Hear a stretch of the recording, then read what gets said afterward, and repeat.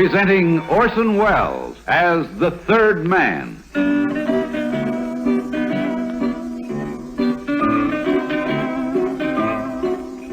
The Lives of Harry Lime, the fabulous stories of the immortal character originally created in the motion picture The Third Man, with zither music by Anton Kara.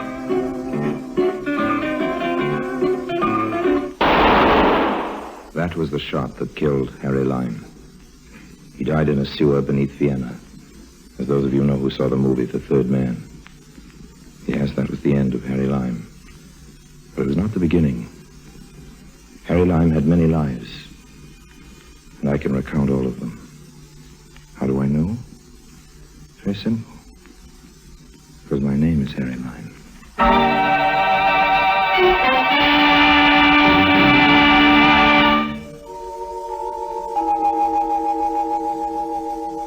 Friends, the story of my marriage. My first marriage, and believe you me, my last. It all began in the funny little city of Beccarata. There isn't much to do there except get married. Principal local occupation, of course, is getting rich, and that's what brought me to Beccarata. It's hidden away, as you probably know, in a remote corner of Saudi Arabia. Mines of black gold, oil derricks dot the landscape as far as you can see, and huddled beneath these modern steel skeletons lies a city as old as the East. Curio dealers hawk their wares in the narrow winding streets. Beggars doze in shadowed doorways. Robed Arabs mingle with Europeans in soiled whites. And the city drowses with all the indolence of Asia. An ideal place for a murder and a double-crossing oil. Oil to grease the skids of fortune for Harry Lime.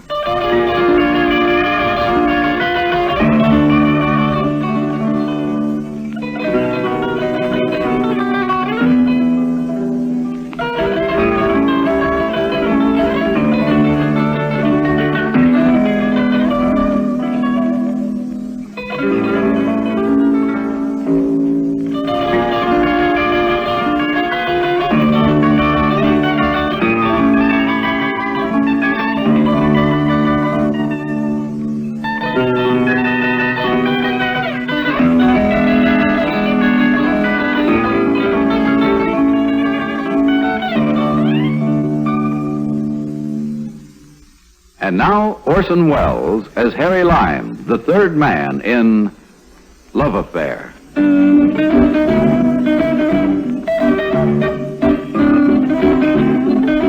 Beccarata, Saudi Arabia. Harry Lime, that's me. A happy young bachelor strolling along the narrow street that led from the Grand Hotel to the native bazaar. Oh, noble one, a moment of your time. I'm sorry, friend. I am not a beggar, O heaven-born. I am teller of fortune. Yes, but I'm... The past, the present, the future.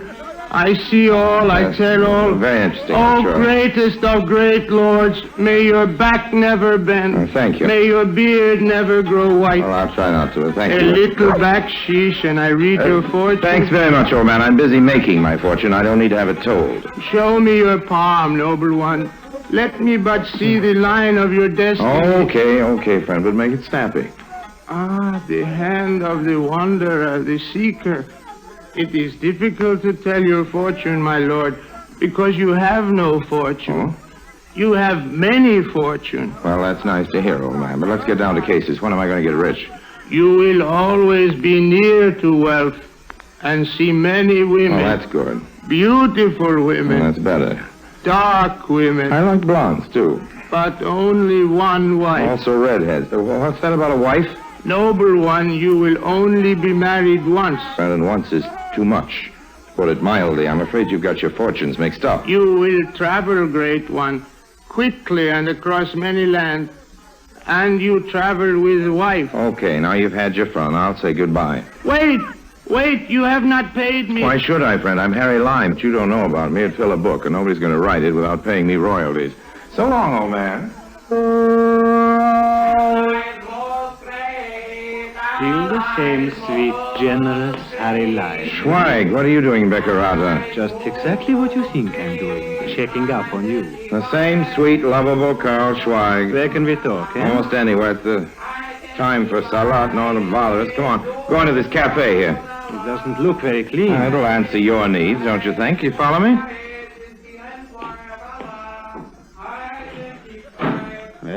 Doesn't seem to be anyone around.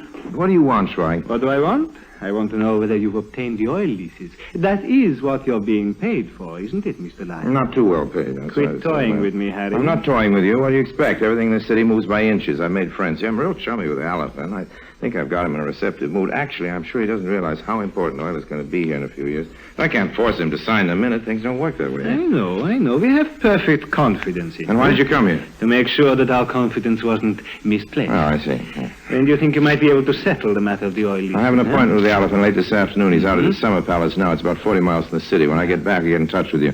You'll be at the Grand Hotel, I guess. I'll be gone by this afternoon, Harry, but I do have others working for me. I'll know it if you try to double-cross me. Your government will get the leases, Schweig. How about the money? I brought you a draft to pay for your services to date. Here. And thank you. Oh, hey, what's this? Hey, this hardly covers my hotel bill. My fare getting here. You're trying to... Your final payment will be waiting for you at the Bank International when you have concluded negotiations. And how will anyone at the bank know when I... They'll know, Harry. They'll know.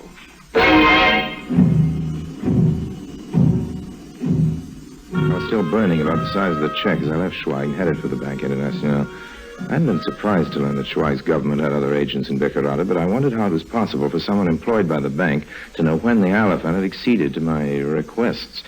As I entered the shabby monument of finance, I searched the bland, inscrutable faces behind the cages, but they told me nothing. Well, I'd come to cash the check, not play charades. I slid the infuriating little piece of engraved paper through the opening of the window of the chief teller, a lovely-looking lad, if you care for the pockmarked, beady-eyed, murderous type. He glanced down at the check and then up at me.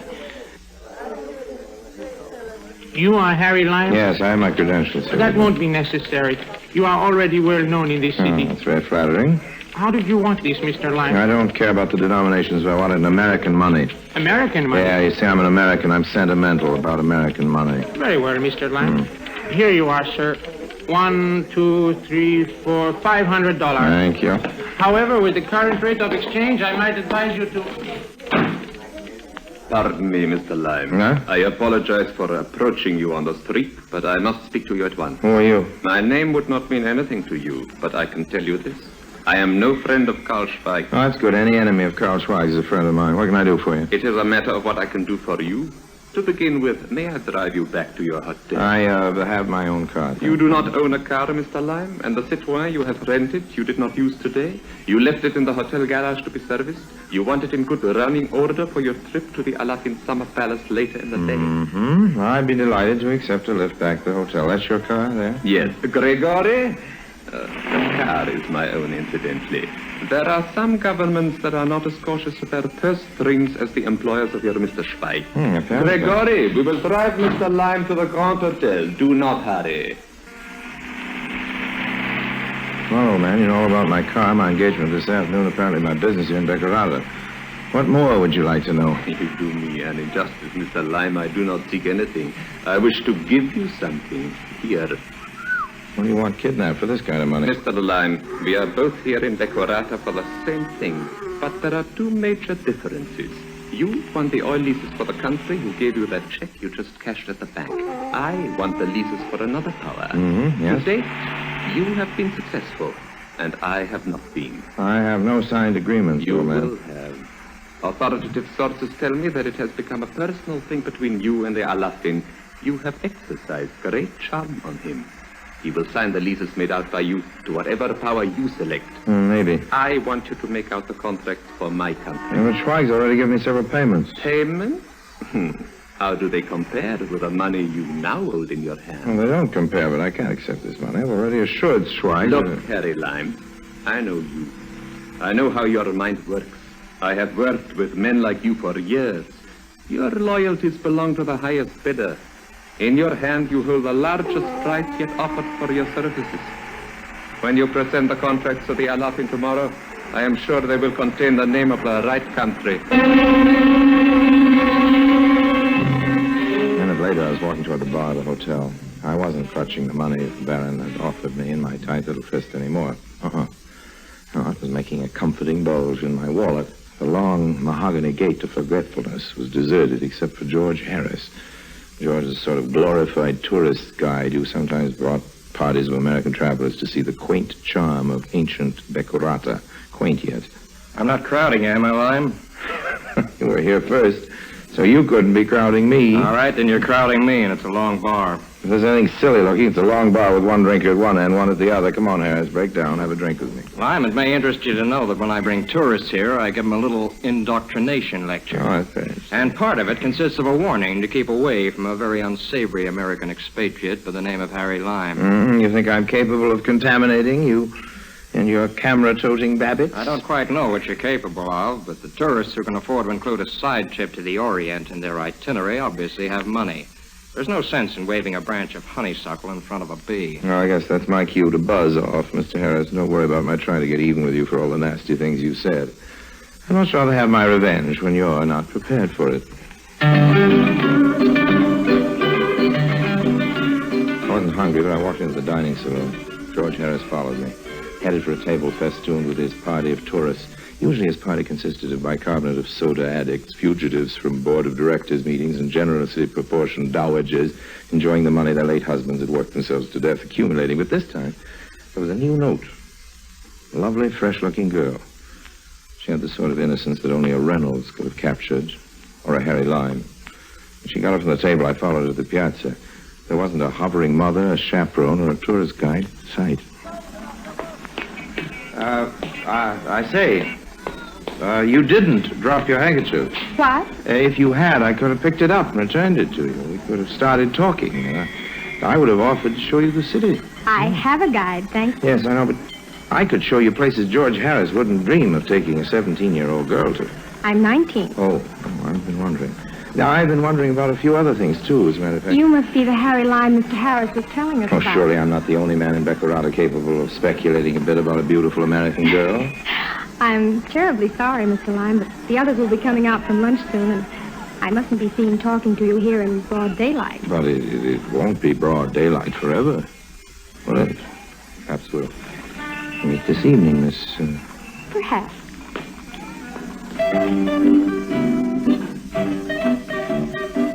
Girl was a real looker.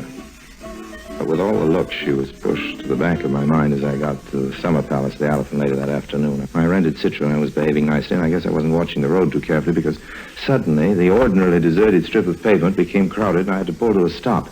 Arabs riding burros crowded about the car. There was some half-castes on foot climbing on the running boards. In front of the car were 3 or 4 Bedouins, pretty fierce-looking customers with old-fashioned muskets slung over their shoulders. Hey, what's all this about? I'm on my way to see your ruler. If I'm detained, you'll be very angry. I say, isn't there somebody here who speaks English? I speak English, Mr. Well, Lime. you're the chief teller from the Bank International. That's one of my occupations. Move over, Mr. Lime. We have many things to talk about before you have your meeting with the Alafin.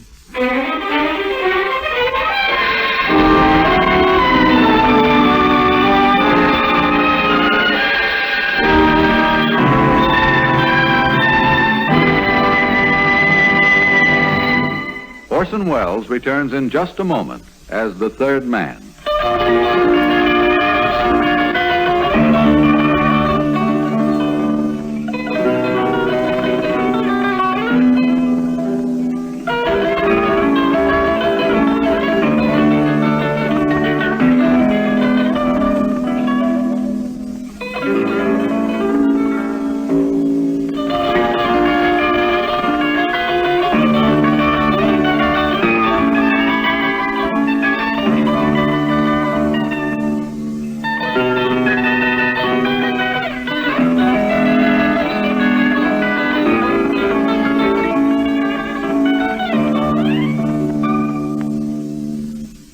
And now, Orson Welles, as the third man, continues with Love Affair.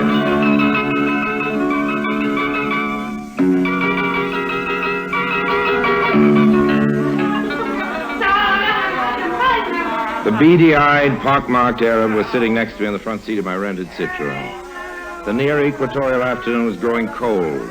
The leather of the car's upholstery damp and clammy under my hand. And as the motley crew outside the car crowded close, I made an instinctive gesture toward the bulgy wallet that rested in my inside pocket. If you're thinking of reaching for a gun, Mr. Lime, I might inform you that these few friends represent only a portion of Mr. Schweig's representatives in Beckerata. So you're Schweig's man in the bank? Precisely. Well, you can relax. I wasn't reaching for a gun. I have no need to relax, Mr. Lime. But you appear a trifle nervous. Oh, no, not at all. But perhaps your gesture toward your pocket was only to assure yourself that your wallet was still safe. What are you getting at? I saw you get into Mordecai Varian's car outside the bank today. It would not be healthy to go against Mr. Schweig's wishes. No, well, I have no intention of doing that. No. I thought the idea might have occurred Oh, to no, you. not for a minute. If Monsieur Varian's offer was more interesting, don't try it, Mr. Lime. Keep your promise to Schweig. And then get out of town before Varian knows you've completed our arrangements with the Alafin. I'm not leaving town till I get the balance of the money Schweig owes me. He said he'd be waiting for me at the bank. And so it will be. And the bank will be closed by the time I leave the Elephant's Palace. Well, you conclude the negotiations and then meet me at the bar of the hotel. Okay. I will have the money waiting for you there. All right, old man. It's a deal. And don't try any tricks. If you do, I will know about it before you have finished counting the money.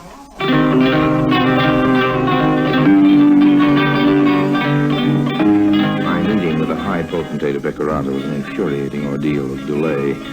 Somehow or other, the granting of oil rights seemed to be inextricably tied up with native dances and ceremonies and rituals, but the best I could manage was to leave the contracts with him and get in exchange a half-promise that he would sign them. I wondered if Schweig's fascinating messenger boy would be content with the arrangements. He was waiting for me there, all right.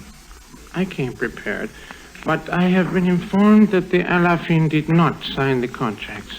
Look, if you know they weren't signed, you also know I made them out the way you wanted them in favor of the Pa Schweigen you represent. My job here is finished. Even if I wanted to stick in Beccarata until the old Dola gets around to signing them, I couldn't. Not with Baron in town. I want the money. I've got it coming to me. Now, do you understand? Now. I'm not sure Schweig would approve. You've got the money in your side pocket. I can see the bulge. Now pull it out and start. Watch out, Lime. Baron knows. He must have been dead almost before I reached over and took the money from his side pocket. I could hear him topple from his chair as Baron and a handful of thugs burst into the room through the doorway. Each one of them had shot him. They fired after me as I streaked out of the back door, and I reached the rear of the hotel and jumped into the Citroën. Stepped on the starter, and as the motor caught, I clashed the gears. The car leaped toward a narrow, tortuous street. I wasn't sure where it led, but already I could hear other cars starting behind me. Natives and animals sprang out of my way as I careened down the winding street. Cars were further away now, but ahead of me I could see people milling about near a dimly lit cafe. There was a figure in white. Suddenly I could see that it was the girl, the American girl from the hotel. I don't know why, but something made me stop. Lime, help me. Oh, jump in. Get me away from here quickly. Hold on. Out of the way. Watch out. What were you doing in the native quarter? George Harris wouldn't take me where I wanted to go, and I wanted to see the places you spoke about this afternoon. So I slipped out of the hotel after dinner, and I went to that native cafe back there. A horrible place. 2 natives came up to my table, and I started to sneak out, and they followed me. Oh, I was never so happy to see anyone in my life. That's all right, honey. I'll take care of you. It'll be all right. But I can't call you 19 years old, American girl. Well, my name's Marian Lawrence. Hello, Marian. I'm an orphan, and a distant relative of mine died a few months ago and left me a little money. So I quit my job and decided to take a world cruise. And George Harris? No, I didn't take one of those planned cruises. I just happened to join the conducted tour to Beccarata last weekend, and I wish I'd never come now. You better send a wire to Harris, though. He might notify your relatives or someone if you don't show up back at the hotel. Well, there's no one to notify. I have no relatives or friends over here. Mm-hmm. Have your passport with you? No, I haven't. Well, I know someone near the border who's very talented as an engraver. However, we might obviate a lot of trouble by having him make out your passports with some new names. Say, Mr. and Mrs. Joe Smith of Cleveland, Ohio. That might do for both of us. How's that sound to you? Sounds real exciting. Like we were spies or espionage agents or something. It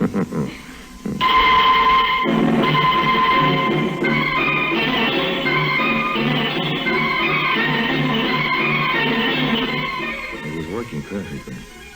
Marian was enthralled with the excitement and the romance of our adventure. It would take time for Vera and whoever else might be following me to pick up the trail. But by the time we'd crossed the border, all of that was changed. Marian and I were Mr. and Mrs. Joe Smith of Cleveland, Ohio, USA. Oh, yes, it was working perfectly because, as far as I could tell, Marian was the perfect bride, adoring, starry-eyed, and really in love with me. Because she was in love with me, she asked no embarrassing questions. There was an added feature, too. It had become apparent that her little inheritance wasn't so little at all. Her purse contained a roll of large denomination bills big enough to choke a custom official. Did I embarrass you, dear, insisting on paying for my own clothes? Oh, no, you didn't embarrass me at all. But I'm constantly being surprised to find that you can buy Parisian models almost anywhere in the world if you have the money. Do you think it's safe traveling by car? Don't you think maybe we'd better leave it and take a train, Harry? I told you to get in the habit of calling me Joe. Oh, sorry. Why shouldn't I be safe? What are you hinting at? Oh, nothing. It's just that you told me the car was rented, and I thought... Well, stop thinking.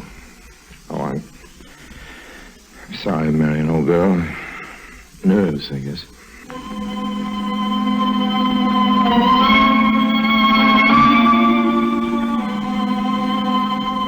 The nerves lasted all that week as we crossed border after border. Beckerata was a long way back now, but I still kept imagining that I saw Varin in crowds as we went through custom offices. I thought I caught a glimpse of Schweig as we ate dinner in a funny little restaurant in Istanbul. Even though I'd seen him die, I could have sworn I saw the pockmarked face of the chief teller of the Bank International as we walked into a railroad office in Bucharest. By the time we'd reached Vienna, I think I'd almost begun to enjoy my role as the somewhat bucolic tourist. Are you happy, Joe? Dangerously. The way I feel, I might never want to leave here. I'd hate to think of what all this rich food would do to my figure if we stayed. I suppose neither of us ought to order anything more to eat or drink. Well, it sounds as though there's plenty for all of us. Harris, George Harris. You don't mind if I join you? you talk like a cop, old man. I'm with the FBI of the United States. By the way, Harry Lime, I think you might be interested in knowing that the elephant got a little tired of all your intrigue the day after you left. He awarded the oil leases to the U.S. So then Schweig's after me, too. What charges have you got against me? Charges? We have no charges against you. It still isn't against the law to be a skunk. Well, if there are no charges against me, I've just been helping the Becurata authorities track down your sweet little bride. Why? Marian? I'm sorry, Harry. The night you picked her up in Becurata, she was fleeing from the hotel, where she just shot and killed her aging husband. You ready to leave, Marian? Yes. Just a minute. Marian, I want to get this straight. It's no use talking, Harry. What he says is true. You mean that's why you came away with me? You mean I was the sucker? You've been using No, me? Harry. Okay, I've been a lot of things in my life. I've even been married now. I've even been a sucker. But that's one that doesn't go in the book. But, George, I don't see how you traced us. They're the big bills your wife spent on the trip. You see, her doting husband, not you, the one she killed, cashed a large check at the Bank International a few hours before she did away with him. Luckily, the chief teller made a list of the serial numbers. Come on, Marian. Well, goodbye, Lime. By the way, where are you planning to be? We may need you for the trial. Well, you can always look for me, old man. There's no law against that. Tell you what, I'll give you a little hint. The elephant maybe hasn't signed that oil contract. You may need a little advice after all, so you'll probably find me in Becurata for a while. There's a fortune teller I want to look up. I owe him some money. So long, Marian. Goodbye, old man. May your beard never grow white. May your shadow never grow less.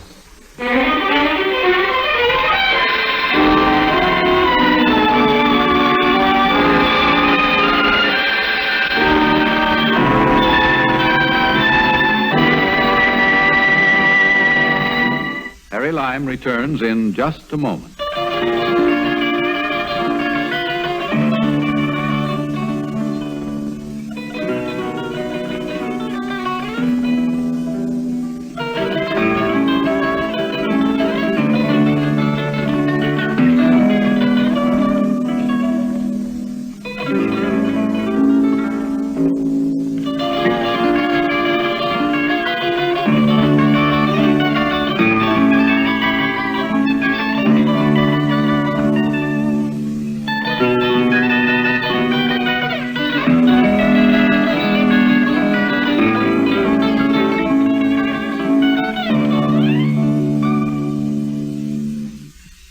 And now, Harry Lime.